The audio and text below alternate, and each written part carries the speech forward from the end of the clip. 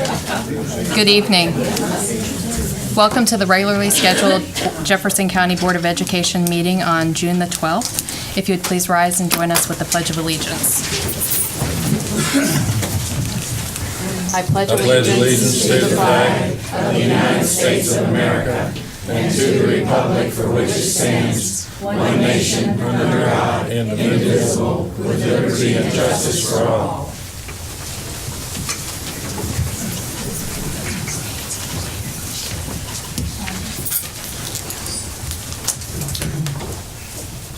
If the board so chooses to move public comment up to the beginning of the session, since we have quite a few, and maybe that way the body heat will not cook up any longer than it has to. Can I have a motion to do that? So moved. All right. Then we'll start with public comments. You guys don't have to sit in here and swelter any more than you need to. First up is Dr. Keith Berkeley. And Lori, would you mind the timing, please?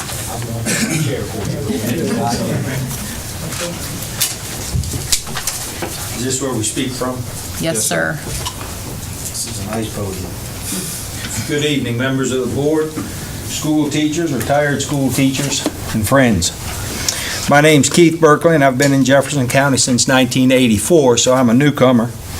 My wife Laura is a teacher in the county for the deaf and hard of hearing. She's taught since 1986, minus 5 years that she stayed home with our children. We have two children, Laura and I, Preston and Nell. They both went through the Jefferson County public school system, and I believe in this public school system.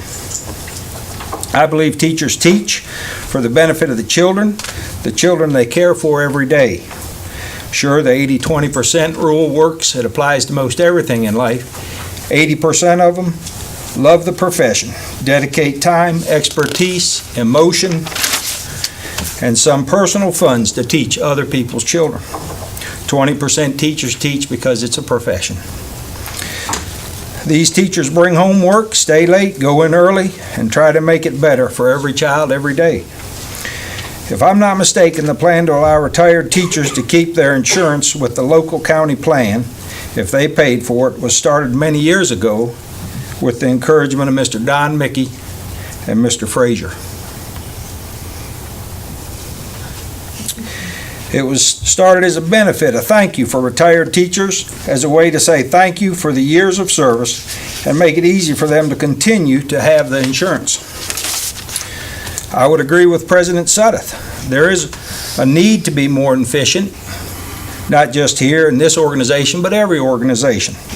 I would not think this change is a way that would increase the board or the school system's efficiency drastically. I believe there are other areas where more efficiency, cost savings could be gained. I also agreed with the board members, Mark Osborne and Lori Ogden. Mr. Osborne would like to investigate an advanced billing system, possibly offered through the insurance company. The insurance company may have a system that they'd loan you, give you, sell you, let you use to maintain their insured. They don't want to see insured folks leave. Maybe the answer's as simple as an Excel spreadsheet.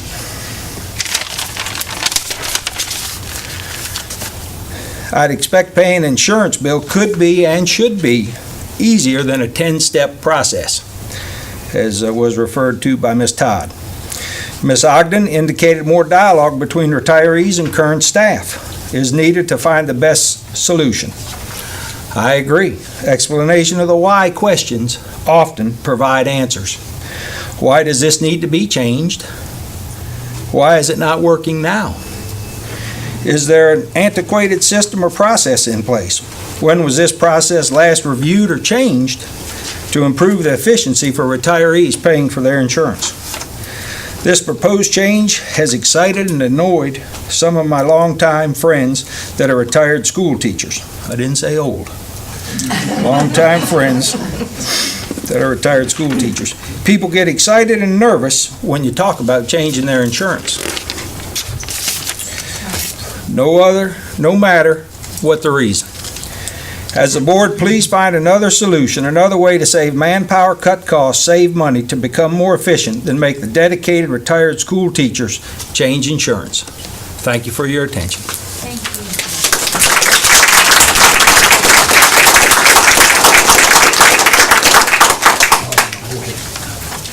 All right, next up we have Cindy Keller. And Ms. Keller, I understand you get 6 minutes because Susan Wall has deferred her time to you. Right, that's correct. For those of you who don't know me, I'm Cindy Keller, retiree with 28 years teaching in Jefferson County Schools, a graduate of Jefferson County Schools, 2 sons, honor graduates of Jefferson County Schools, and my grandfather, Lewis McDonald, was a former longtime president of the Jefferson County School Board. I'm requesting that the members of Jefferson County School Board vote for retirees to be able to keep the current optical and dental insurance. Yes, we can get insurance through the state, but the providers some of us use do not accept the state insurance. Also, the state insurance has higher deductibles, co-pays, and lower caps, and that is only for the lowest tier of insurance the state offers. To match the current insurance we have through Jefferson County Schools, we would have to purchase a higher tier plan with higher premiums than we currently have. West Virginia is one of only 2 states in the nation that the retirees never receive a cost of living increase. Think of that. To have an increase in premiums would be a heavy burden on some retired personnel, in addition for many to have to find new providers. Many current retirees continue to stay in Jefferson County Schools their entire careers, even though they could cross the border into Loudoun County and make more than twice the amount we made in Jefferson County. One of the reasons was because of the good working relationship with the school boards doing what they could to benefit their employees.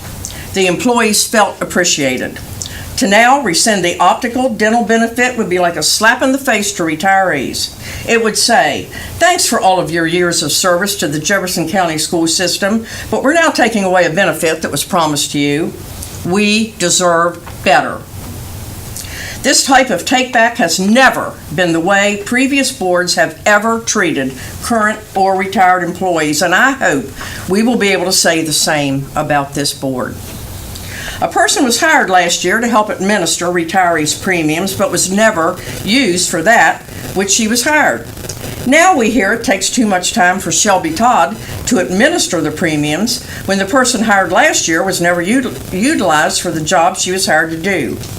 Even though a person was hired to prevent the situation we are now facing, because that person was never allowed to do the job for which she was hired, we as retired teachers are told we will lose our ability to keep our optical and dental insurance for which we pay the premiums. Allowing that person to help Shelby Todd administer retiree premiums, as the job description stated, perhaps could have prevented this unfortunate situation to develop a year later.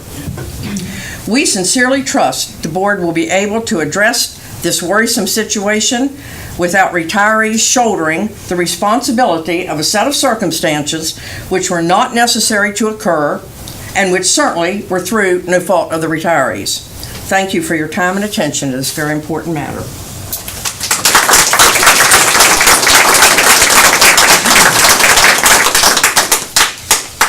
Ms. Sandra Gruber, and you as well have 6 minutes as your husband George Gruber allotted his time to you. Yeah, that's what Smartest 47 man years in of the room. marriage does. It teaches you how to work together. Good evening, board members. Tonight I'm going to read 2 letters from 2 of my former AP Calculus students. The first is from John Keller, a 1991 graduate of Jefferson High School, currently a vice president of Wells Fargo in capacity as a computer and electrical engineer. Dear Sir or Madam, I grew up in Shepherdstown and went to school in Jefferson County for grades K through 12. I recently have become aware that the Jefferson County Board of Education is planning on going back on a commitment to retired teachers for administering their dental and optical plan. I find this course of action unconscionable, given the tradition and history of Jefferson County honoring retirees with local benefits. If the administration of these benefits is removed, many of the teachers who were dedicated for years years and who stayed local instead of going out of state for higher salaries to provide me and tens of thousands of other children a good education would be impacted negatively with increased premiums and reduced coverage.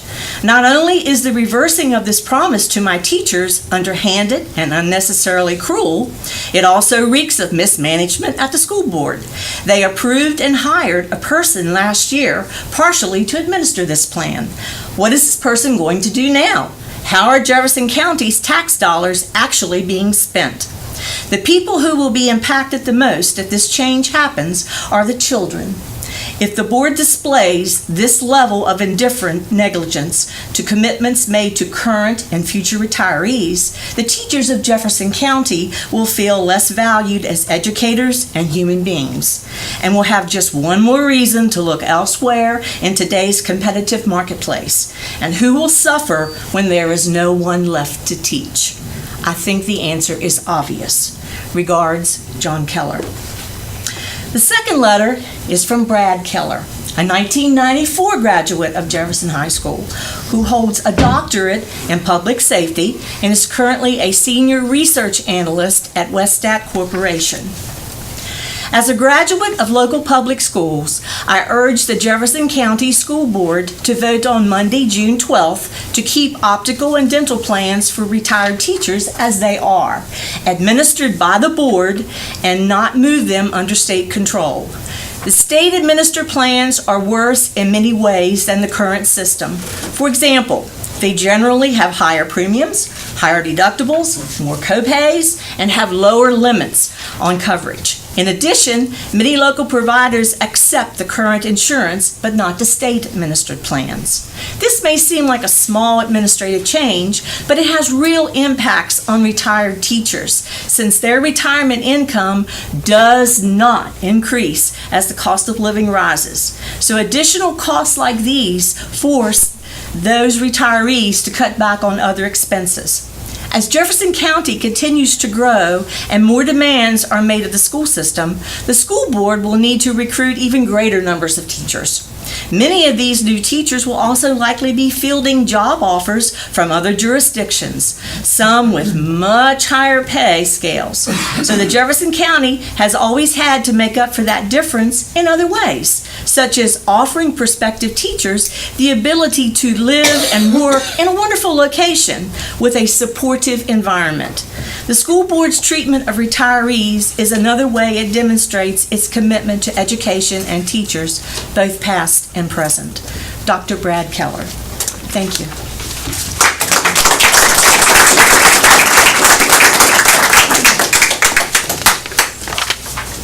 Marlon Lee.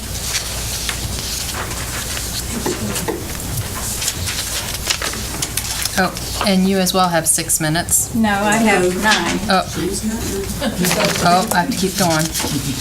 Yes, Dan Hart and Linda Myers-Hart both dedicated their time to you. Yes, they've deferred, so I have 9. Yes, ma'am. Thank you. Members of the Board of Education, recently we were told that the vision and dental plans for the state were comparable to the ones that we currently have. Due to the efforts of many, we've examined that premise. So how do the county and the state plans compare and contrast? On the comparison side, the initial difference in cost is approximately $3 to $5, as was first reported.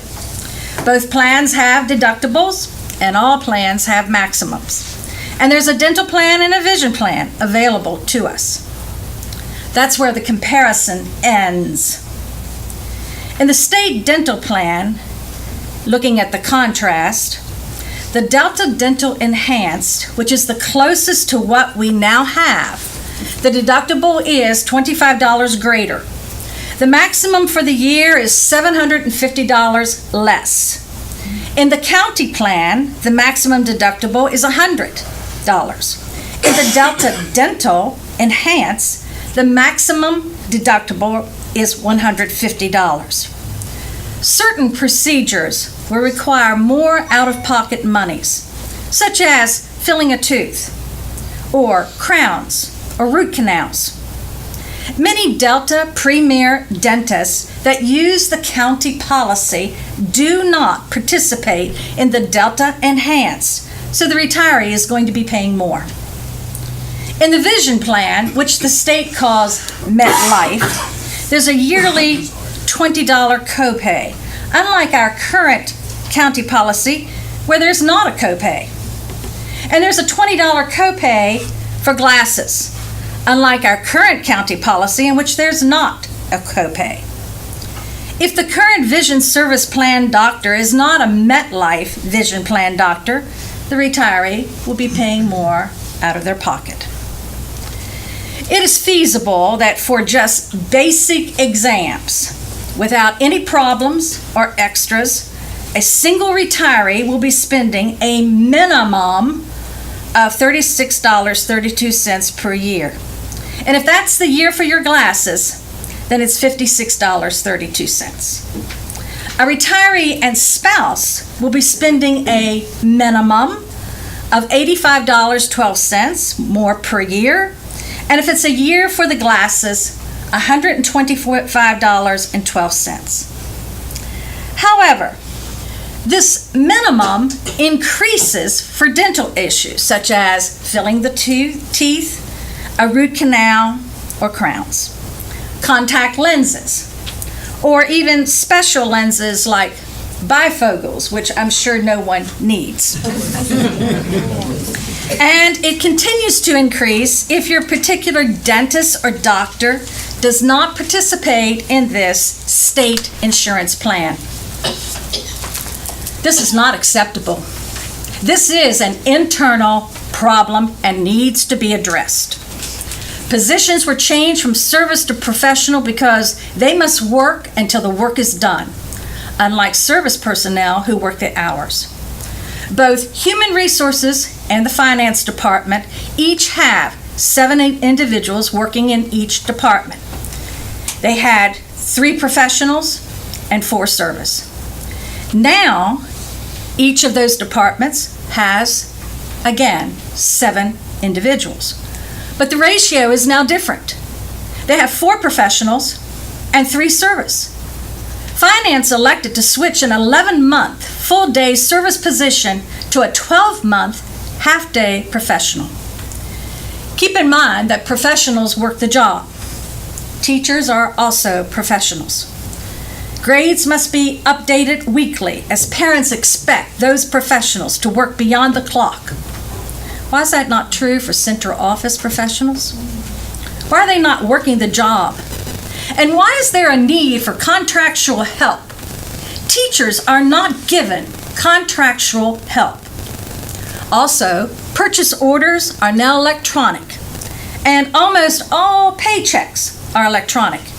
These technological changes are in place to save manpower.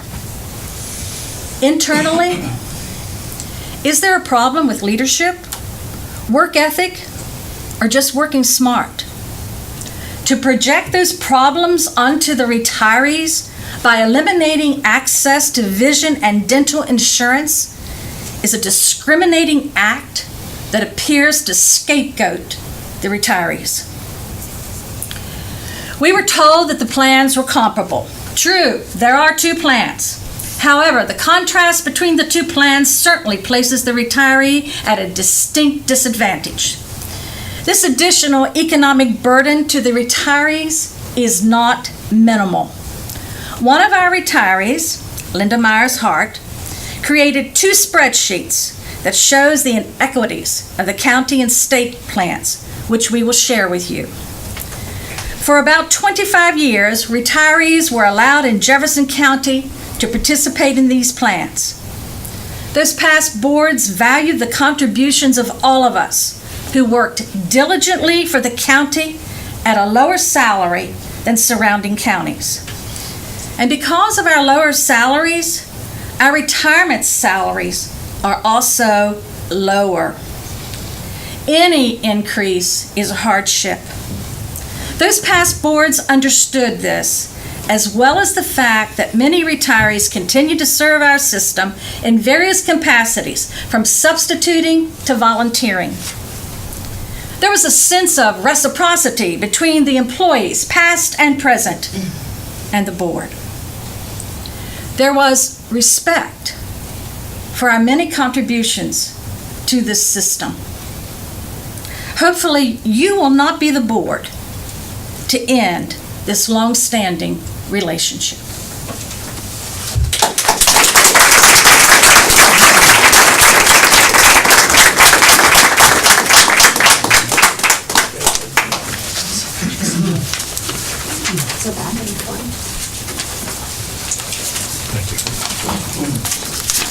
Back in front. Elizabeth Walter.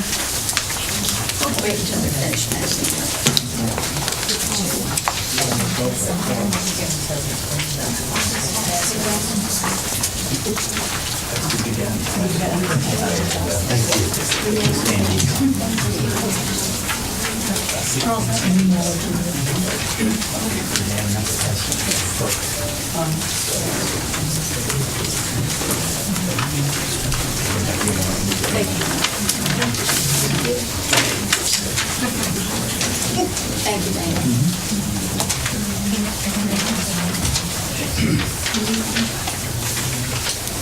I have it for her as well, Susan Wilson. I'm sorry, Mitch Fincham. Okay. And you're sure that's okay with him? Because it's not written on here. I just want to, okay, thank you. You have 6 You minutes. want him for the record to, No, he already acknowledged he's good with that. I just don't want to give away his time before his turn. okay. Susan, if you go. Go ahead, yes.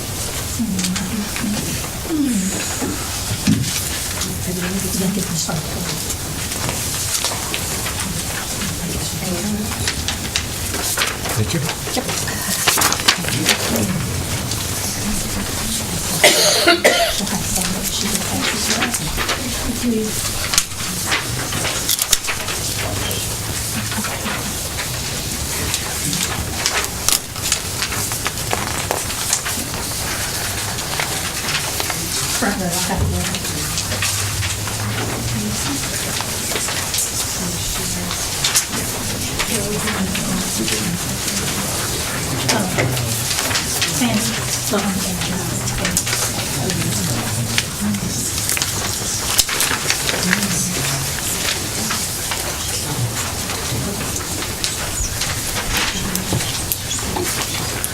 Good evening.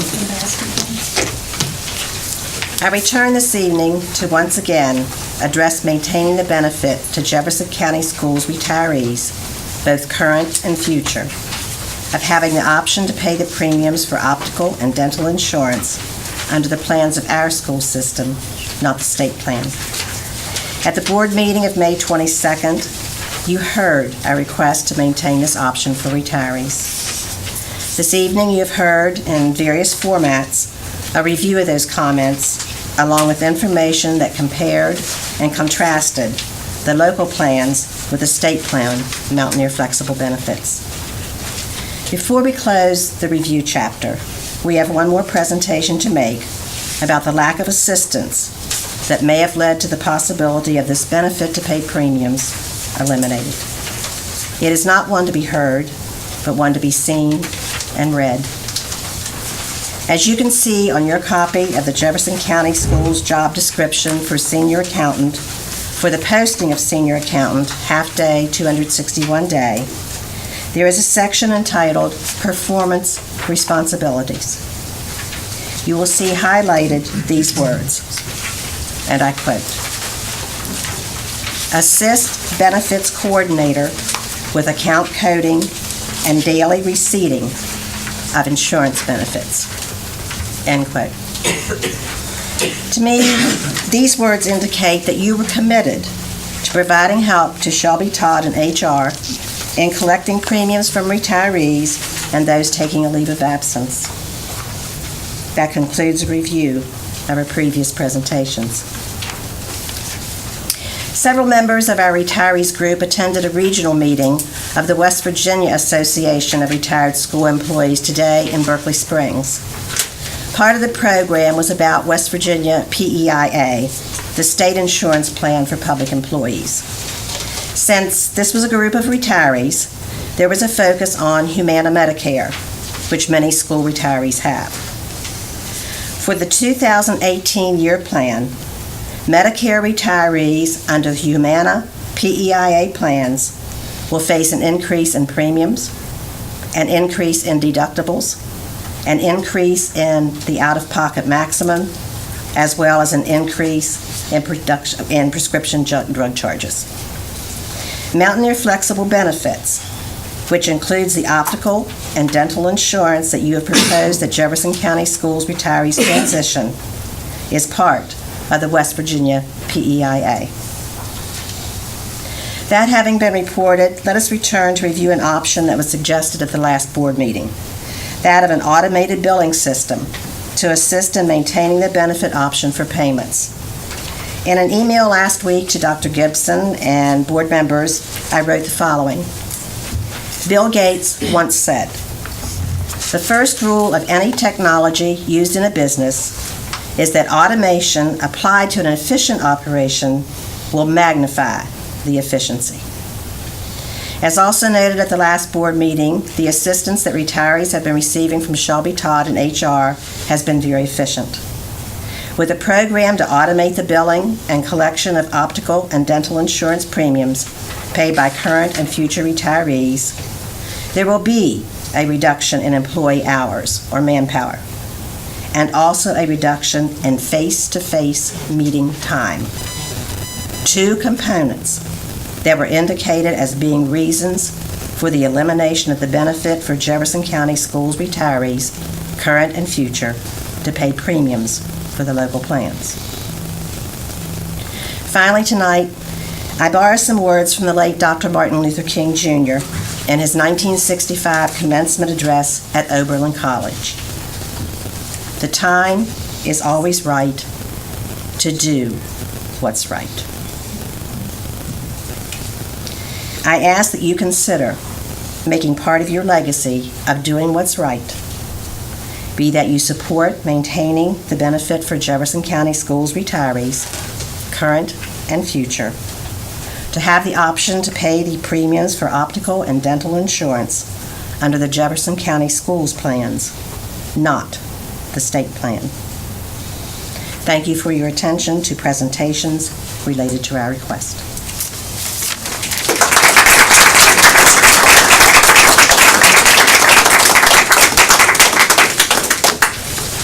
Thank you all very much for taking the time this evening to come and share your thoughts with us. We appreciate it. Thank you.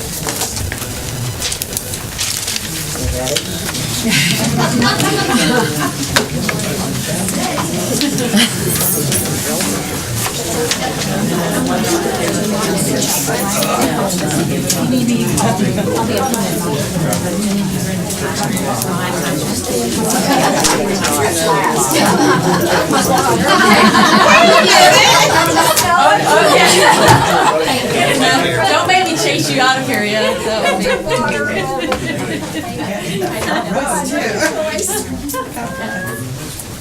I said not to give these my educators. I have the grandchildren.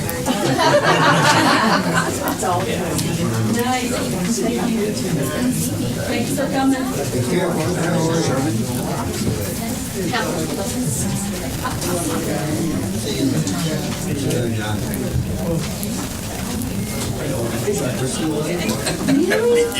Here's yours. Mrs. Sherman was my second grade teacher. It makes me cry a little bit.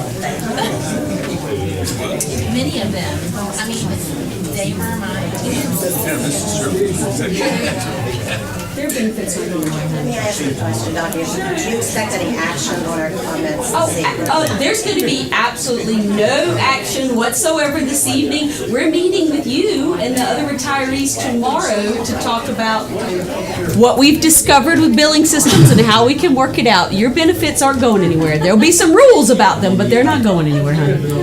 Thank you, though. Take care, buddy. I must be in the front row.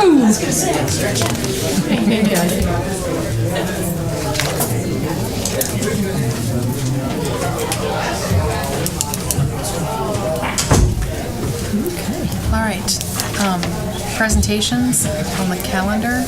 Right. The only presentation we had anticipated a presentation to the board for adoption of some changes to the calendar when we first put this on the agenda.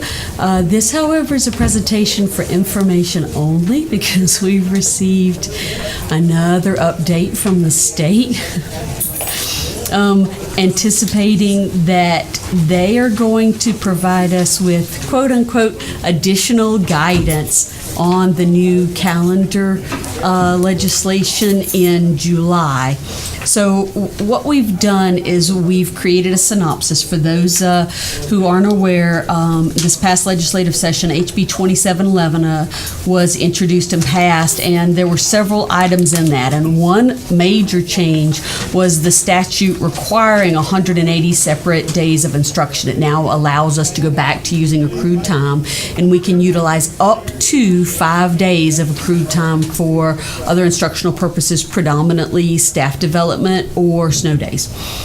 So in looking at that, one of the other revisions within that was that we also moved from 4 Faculty Senate days per year to 6 Faculty Senate days per year as a requirement. So knowing how much work we had already done regionally to work with Berkeley and De Morgan to get a set, common start date, common, Christmas date, common spring break, so that we both didn't have a huge effect on the Rumsey students, and for, as you'll see later on tonight when we talk about transfer students, the many staff that we have who work in Berkeley, who live in Berkeley and work here. Trying to have a minimal effect on them. So what we did was created some proposals. First and foremost, we met the state's requirements to add in a full 6 2-hour faculty Senate dates. The first one being August the 18th, the second one being October the 20th, the third December 22nd, the fourth February 2nd, the fifth April 27th, and the 6th May 30th. Those had some guidelines around, and they had to be within a certain month, within a certain time. They took away the 45-day buffer between them, but they still set guidelines for when they had to be. We had an enormous amount of discussion about the 5 allowable accrued days, and we met with all of our principals and polled them. We met with the WVEA, WVSSPA, and AFT reps and polled them. We met with our Staff Development Council and surveyed them, and we sent a survey out to our teaching staff to ask a variety of questions around the utilization of those days. And quite frankly, there was a lot, when it's sort of that wide open, there was a lot of feedback. At the end of the day, we had some consensus points, though, from the majority. First and foremost, the staff were very interested in us having built-in snow days. There was not the belief that we should use all 5 of those days for staff development. And quite frankly, that's both internal and in all locations. We right now don't have the capacity to deliver 5 days worth of quality staff development. Bless you. Was that a hallelujah? One of that, for a host of reasons. Just number one, we don't have the bench strength. We don't have the number of folks to organize and deliver that in meaningful ways. And also, we've seen reductions in the federal staff development funding line item, Title II. Not as large as we had initially anticipated, but still reductions in that. So we felt like, after discussion with the staff, that we would rather utilize a smaller number of staff development days and do them well, be able to deliver them with integrity, be able to follow up on them, be able to ensure that every element of our staff had something meaningful in terms of staff development.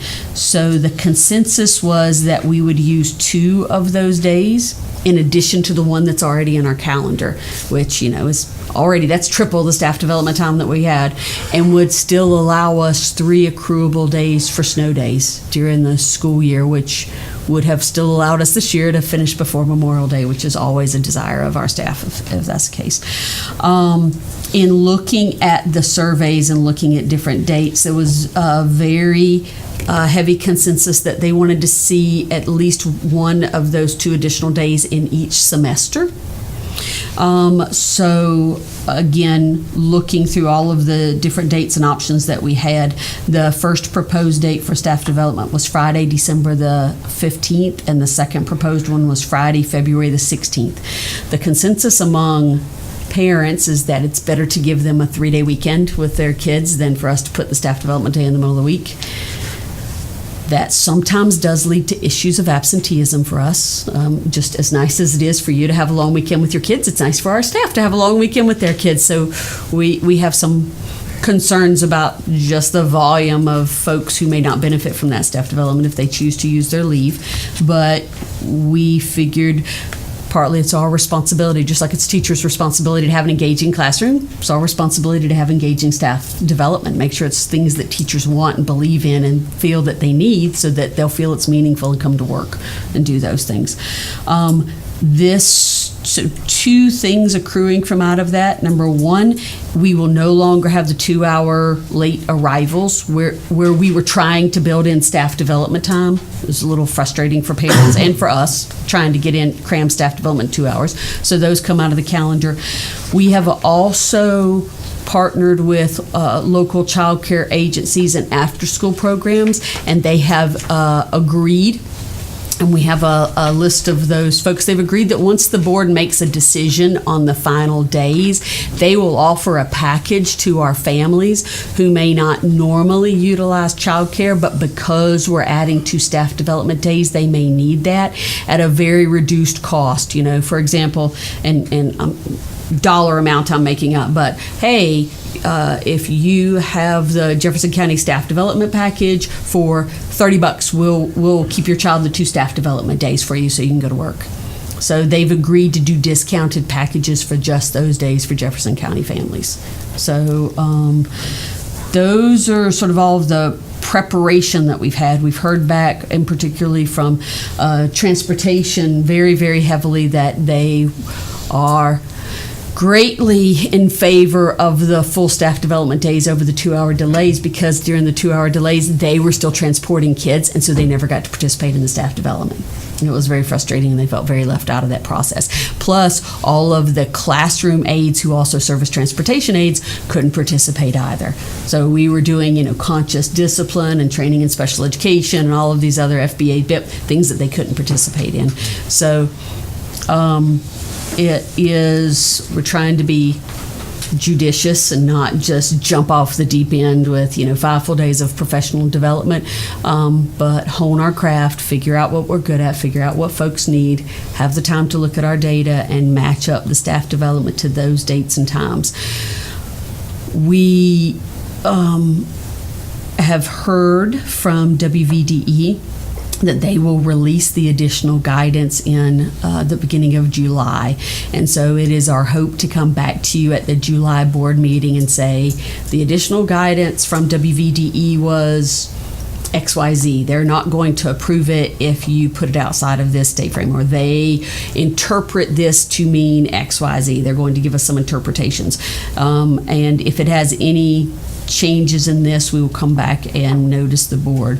But we just wanted to put this out to you and to the public and to get any feedback if you had any thoughts on how we could address this new opportunity. But there's nothing for you to vote on. It's just First information. staff development day is earlier, though, correct? Yes, the first one we already have in, and it's October the 20th. I think it's 22nd. October 20th was the one that was already originally the one day that we already had in the calendar. And partially that's get to know your kids. You've got all of their data. You've done your initial assessment. You've figured out where, we have some work to do. And then December will be our follow-up to that. And then, so we can do some continual staff development where it builds on each other instead of that one-shot deal and then we don't touch it again for the rest of the year. And the August 18th day for Faculty Senate, they were back anyway. Yes, so, ma'am. okay. And we did hear clearly from several teachers who answered that they did not want to move the start date of school, because one of the things we looked at was, we could add an extra staff development day before school starts, but that would have entailed coming back to school a day earlier than we had originally anticipated, and that was not a popular choice. option. Okay. No. All right. I guess we're just kind of in limbo to finalize it until we hear back from them. And we've sent this to them to say, do you see anything inappropriate in this? We haven't heard back from them yet, and I don't know if it's just volume, because they are pretty busy there right now, and they've had a lot of staff changes, or if they're waiting to issue guidance out to everyone. There is nothing that would prevent the board from voting now. We just didn't want to ask you to vote, and then they sort of throw a curveball because this is new, and then we come back to you in July and say, well, they've told us some new information, and this is going to change. We don't want to confuse folks in the public or anything. So, any other feedback about the We can put calendar? that up though tentatively to let people know that, or do you think it'd be beneficial not to? With a full day off, it's. I know. And the sooner we can let parents know, the better. Yeah. So the first change to our calendar would be, December, right? well, full day would be December. We had to add 2 faculty senate days in there that they hadn't originally anticipated. So those will be changes, but those are early releases. So, which is not typically problematic for most of our parents. It's the full days. It's the December 15th and February 16th. Again, it's the concern of if we get some information that's contrary to our understanding of this, we just don't want to sow any confusion. It's going to be enough that we're coming back in July when, quite frankly, no one's paying attention to us unless they're retired, that all of a sudden we're throwing this at them.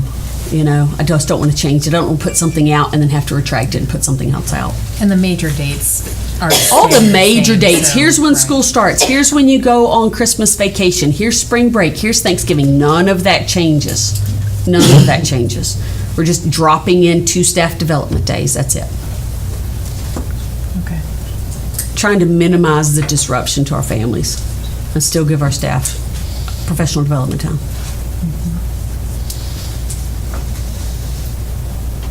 Any additional superintendent comments? No, ma'am. All right. Is there a motion to approve the minutes of the regular board meeting on May 22nd and the special board meeting right before that on May 22nd? So moved. Second? Second. All right. Citizens' comments we've already done, and the consent agenda. I have several things to note on the consent agenda. First and foremost, I would draw your attention to number 13.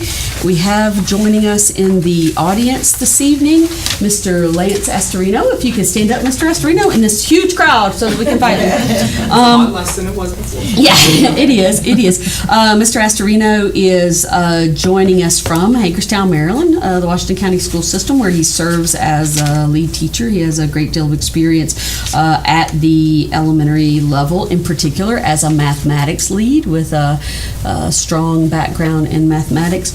He has a bachelor's degree in elementary ed from Clarion University in Pennsylvania and a master's from WVU, as well as his certificate in school administration from WVU.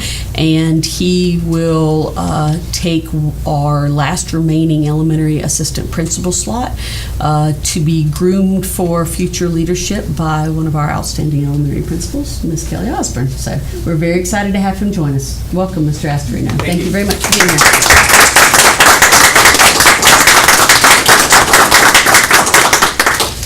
Okay, and next I would note for the board that this consent agenda constitutes the last of our transfer placements. We had 8 remaining professional staff and I believe 6 remaining service staff who had been on transfer, who had not yet either accepted positions or we hadn't matched them up.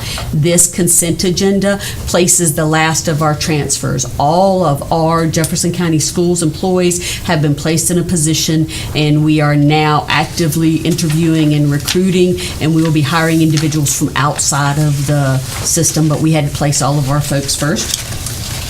On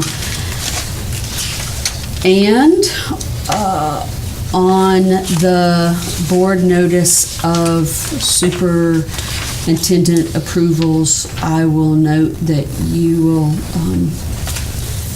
you'll find that the first agenda item on there is the resignation, retirement of Miss Patsy Carr, who is the school counselor at Charlestown Middle School, who sadly the day after her last day of work, June 2nd, she passed away the following day.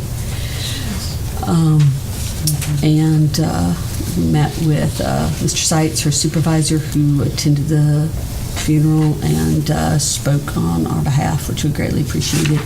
And I just wanted to acknowledge her work and her sacrifice and her tenure with Jefferson County Schools. That's I knew her personally, and she was a good lady, and she's going to be missed over at Charlestown through her retirement and now her passing. So, Charlestown Middle School is a school that has had quite a year of trouble. couple years. They have. On the finance section of our agenda, I would simply note that the budget supplements and transfers is simply our annual end of the year. None of our line items can be in the negative. So if you went over by $17.42 in paper and you were under by $35.40 in travel, we moved it from travel over to paper because you can't have negative line items in anything. So that is complete. And then the final item on the consent agenda that I wanted to comment on for people who follow the school board agenda closely. During our redistricting process, there was a good deal of discussion about transfer students. And in particular, during that process, we discussed transfer students from out of county and the fact that while we get the same state dollars for those students because they're counted in our child count, their parents don't pay taxes in Jefferson, so they don't pay the local share of their per pupil. In reviewing the transfers in both directions, so on E, the action on approval for students from Jefferson County Schools to transfer to Berkeley County Schools, we have 10 Jefferson County students who have applied to and been accepted by Berkeley County's board to transfer to them. We have 60 students who are asking for approval to transfer from Berkeley County Schools into Jefferson County Schools. However, 50 of those 60 are Jefferson County school employees' children. So in terms of the non-employee students, and it just happened to work out that way, there is an even exchange of Jefferson County students to Berkeley and Berkeley County students to Jefferson. We have had discussion with the superintendent of Berkeley County Schools about negotiating an understanding in the future that if that exchange becomes imbalanced in some way, if we begin taking far more Berkeley students, or they take, although I can't imagine, far more Jefferson students into Berkeley, and it becomes imbalanced so that one local government feels that they are being burdened more than the other, that we can work out some monetary exchange between boards. If you will recall, we had originally discussed parental tuition payment. That is not allowable under West Virginia Code. All that is allowable is a mutual memorandum of understanding and financial exchange between boards. This year, that does not appear to be necessitated because there's an equitable exchange. However, I will note to the board, you always have the option of rejecting any out-of-county student request. It is not a requirement that you accept them. That is always within the purview of the board. So I just wanted to convey all of that before you voted on the consent agenda, because it is a part of it. And those 10 students, we're not transporting them. Their parents No, are ma'am, bringing we them. are not. Okay. Either way, we are not.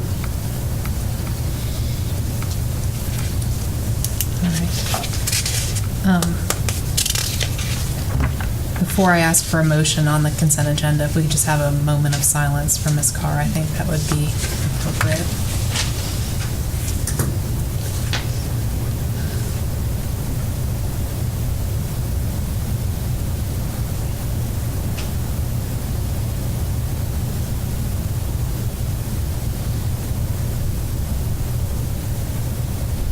Thank you. Is there a motion to approve the consent agenda? So moved. Second? Second. All in favor? Aye. Opposed? Motion passes. All right.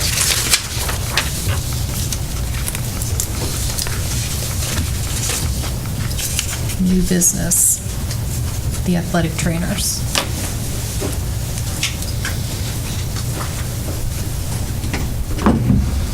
Put a bid out for athletic trainers, and we received 2 bids, in which after looking at the financial aspect of it and the feedback we've gotten from our current provider, Pivot Physical Therapy is or the recommended company would like to continue to go with. We've used them this past year and checked with both schools, got good feedback, and Mr. Ellis is here from Pivot. I'd be glad to entertain any questions if you...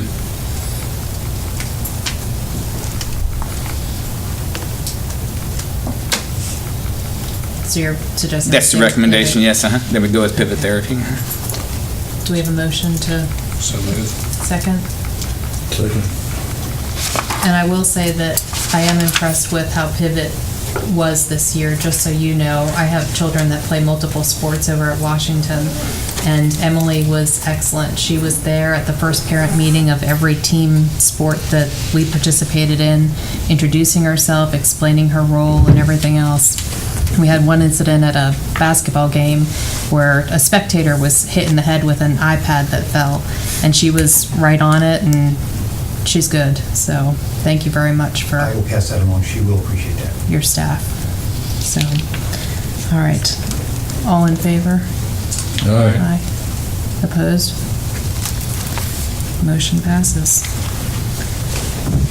All right. The summer program for English learners at Driswood Elementary. Rep. Purcell would like to come and present a little bit about our summer program for English learners.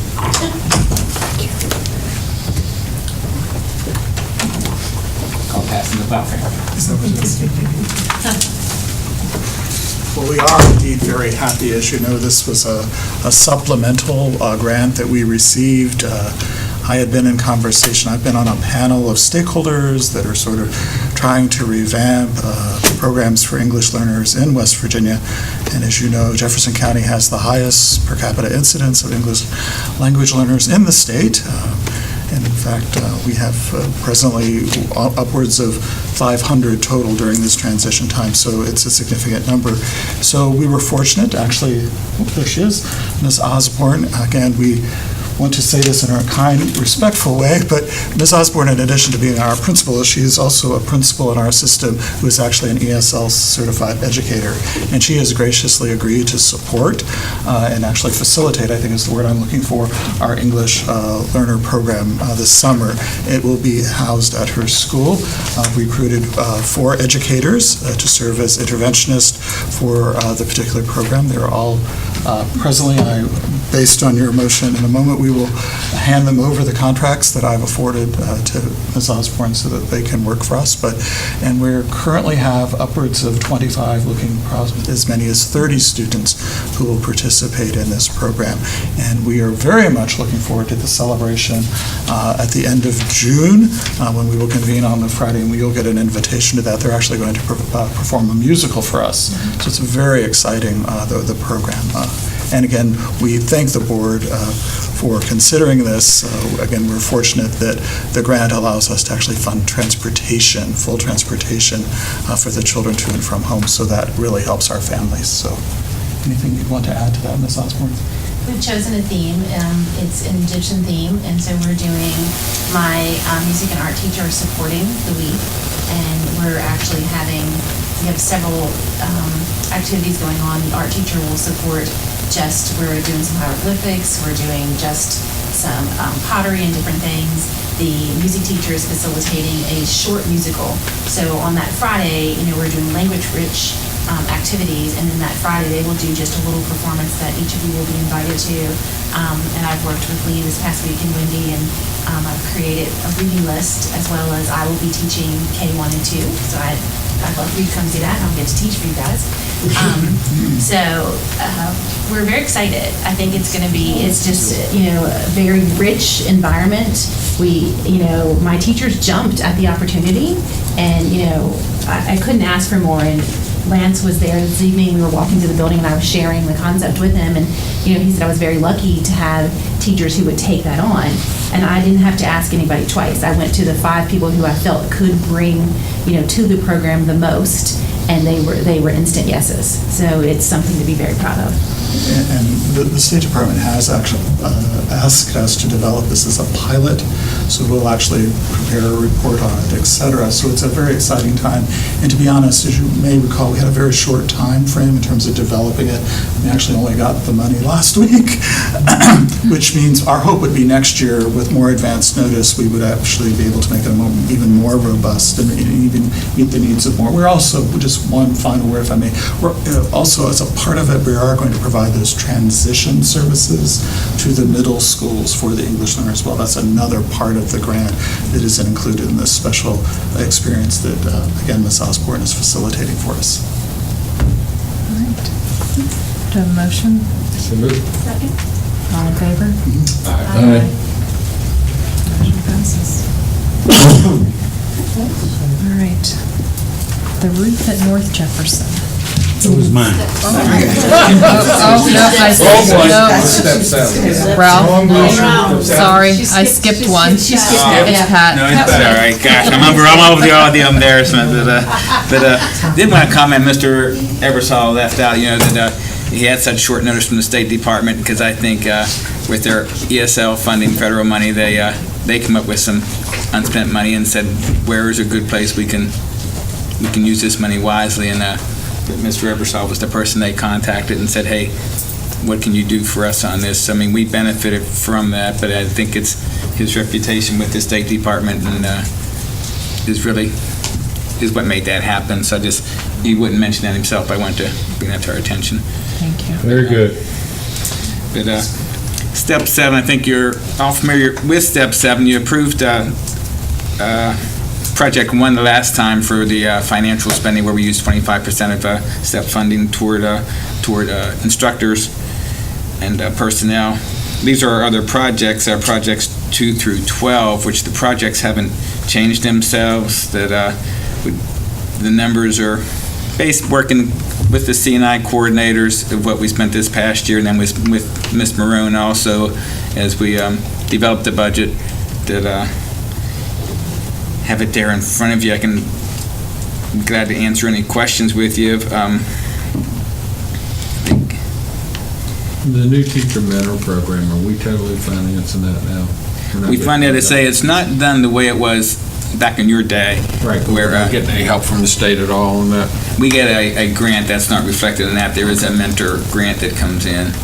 And so this starts off with our paying for our new teacher orientation, and then throughout the school year of how we're providing mentoring for our teachers, which a lot of it goes toward coaches that are helping. With some of the coaches that you approve are coaches that help our new to 3-year teachers, as opposed to there's not as much as a specific teacher assigned to every individual, where in the past that was the case, where they had to meet with them on a weekly basis, and now we have our coach and our C&I then meet with the new teachers on a regular basis, which they used to do it after school. Probably more information you need to know right now, but it's hard to get them all to come, so we do use some of that to pay substitutes, because if we do it on an afternoon, and we have a captive audience. Everybody, we have all of our new people there. What's the $75,000 for James Rumsey? That's our portion as a county that we pay James Rumsey. Would be at one time that was came out of our general. That's how I worked with Miss Marone. At one time that came out of each of the 3 counties pay a portion of James Rumsey, and that is a Jefferson County portion that we pay.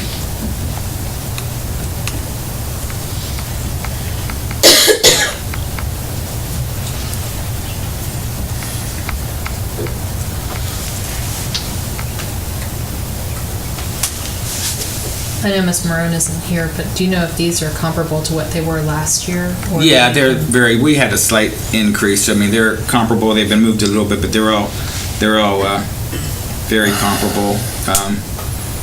I'm looking as far as see if anything has any real significant changes. I think summer school's a little bit higher. But for the most part, they're very similar. We added one additional math tutor. Last summer, for the first time, we utilized math tutors from Shepherd University. We contacted the head of their math department and asked for their top students in mathematics. They sent 2 of them over. We saw an 18% increase in our Algebra 1 pass rate for students in summer school. So this year, we went back and asked for 3. So there is more money in the summer school budget for that. Do we have a motion to approve? So moved. Second? Second. All in favor? Aye. All right. Now, Ralph, it's your Now, turn. Ralph, take it away, Ralph. Mine's short and sweet. We need to go out to bid on a roof at North Jefferson. It is our oldest roof. It is our worst roof. It needs repaired greatly. When we go out, we always go out with extra insulation. So we're expecting to go from 2 inches of insulation that's there today to 5 inches overall. In that realm, it'll pay back a good portion of the roof over the time. The money we'll be using for this roof would be the 408 money that we have. And we had a little extra 408 money this year just because 408 comes in as the growth of the county happens, and they had utility growth, and that utility growth brought us some extra money. So we're looking to actually look to replace roof, The not entire patch roof. the roof, right? Okay. Entire roof. Okay.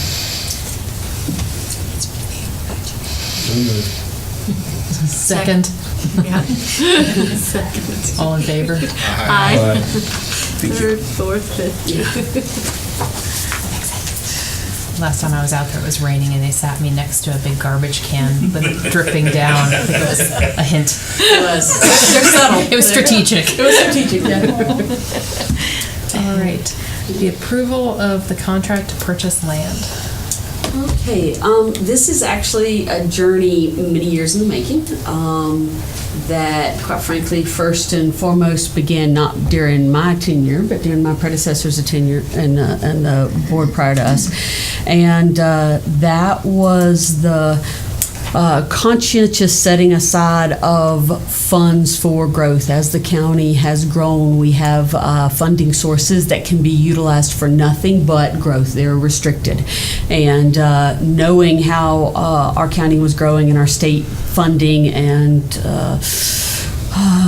table gaming funding and other sources were dwindling, this board and previous boards have been conscientious about saving funds and knowing that we would need to address our growth issues. We started that process this past year in that first and foremost we want to take advantage of all of the space that we had available to us as a school system. So we went through a redistricting process where we tried to even out the student population so that we wouldn't have some very overcrowded schools and other very underutilized schools, so that we could push out the timeline as far out as possible before we had to actually build our next facility. But knowing that that's coming and that we've actually seen some increases in our growth rate, the board began a process last year. I have a report from last August of 2016, and this process of necessity in being very fiscally prudent has been a closed session process. Basically, for those of you who've been through this anywhere else, the school board standing up and making a public announcement of, look at this piece of land that we'd really love to use public money to buy, is like catnip for developers and other people who would love to run in and purchase that land and hope to make a profit off of it. So the first and foremost thing that the board did is they engaged an architectural firm, Thrasher, who actually offered their services free of charge. As you've seen, as the state has had a decline in school build with the decline in population, they've had less work. And one of the things that bought us, and we signed a no quid pro agreement in which they would receive no special consideration for this. They actually went through the process of taking every available piece of land that was sufficiently sized for schools and conducting an evaluation of that land, of doing a comparative site analysis over a host of factors.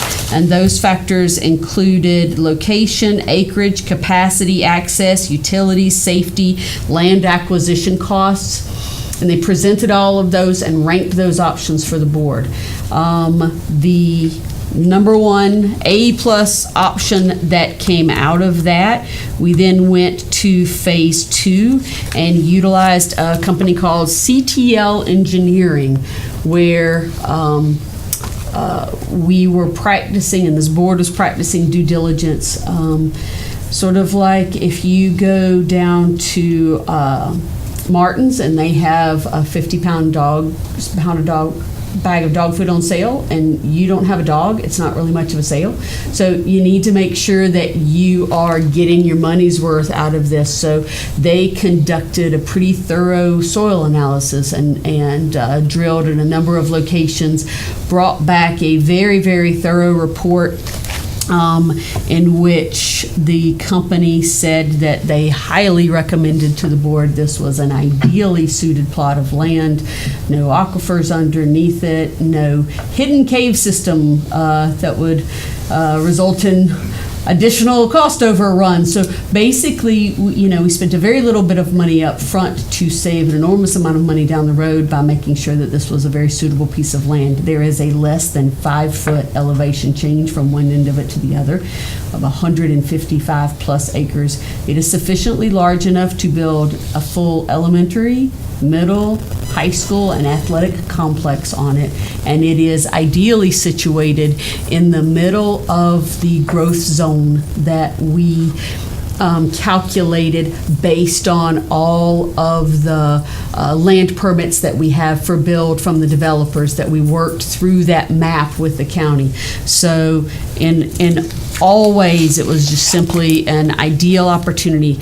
This piece of land, based on the amount of building that we can put on it and our growth rate, will, at a very conservative estimate, meet the growth needs of this county for the next 35 years. So it is both a legacy and a boon to the future, the same way that past generations have invested for us so that we can enjoy these facilities now. This board is doing the same thing so that, 5 years from now when we need to build our next school and land costs have increased, and 10 years from now when you can't find a 100-acre piece of contiguous land in this county, this board's forethought will have taken care of that. So the superintendent's recommendation is that the board sign a contract for the 155-acre tract of land currently located in Ranson. All right. So moved. Do we have a motion? Second? Second. All in favor? Aye. Yay! Whew. We will have both. We have a press release that we've written to sort of explain the process to folks, and we have also created a very short 2.5-minute video that we're going to be placing on our website so that individuals understand both our short and long-term goals in purchasing this land, and the fiscal process that was used to purchase it, in which we did not have to go back out to our citizenry for a bond to purchase this land because the board was prudent enough to save the funding for it over time. And it will also serve us very well in that before we can get any allocation of funding from SBA, we have to have the land procured. So rather than going through that process, and we have engaged at the very start of this process, when we were originally looking at pieces of land a year ago or more, we brought in SBA, and they came, the School Building Authority, and they came to us. We've sent them every map, we've sent them every evaluation. The board actually went to Charleston and met with them and showed them our future plans, and they were, I have to say, highly complimentary of the very clean, thorough, data-driven process that the board used to ensure that this piece of land and these schools would be built at the best location for transportation, that are going to give us the lowest transportation costs over time, that are going to have the absolute lowest construction costs because they took the time to do the borings and make sure that they had stable land to build on at the lowest construction costs. So it's been a very, very positive process. It's been very time consuming, but I think in the end it will be very, very well received when this board is taking care of the legacy of building needs for this county for many, many decades to come. You're not signing that in pencil, are you? No. Okay. Just in case we change our mind. Okay, there you go. No, I'll we sign decided to go to the Bahamas. And correct me if I'm wrong, but 100% of the funds that are paying for this came from impact fees. Yes, ma'am, that we have saved over time. Yes, ma'am. Okay.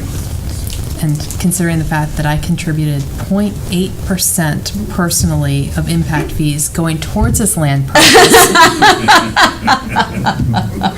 I'm very excited, and I think it's going to be a great thing for our county for a long time to come. So. As do I. All right. And then finally, we have the action on approval to change the pre-K special needs class at Blue Ridge Primary to a universal pre-K class. You can go back to last September. I came before you because we had an influx from our birth to 3 that we were a little, surprised us, and we opened up a school, another preschool at Blue Ridge Primary, and it was a pre-K special needs. Again, as I monitor, and I can't say by myself, Dr. Hutzel keeps track of it as well. For this start of the school year, we are just asking to take that preschool special needs and make it into a universal pre-K. It would still be able to, up to that 50% also, accommodate our special needs children as well. But we would be able to also place them more with their same age peers.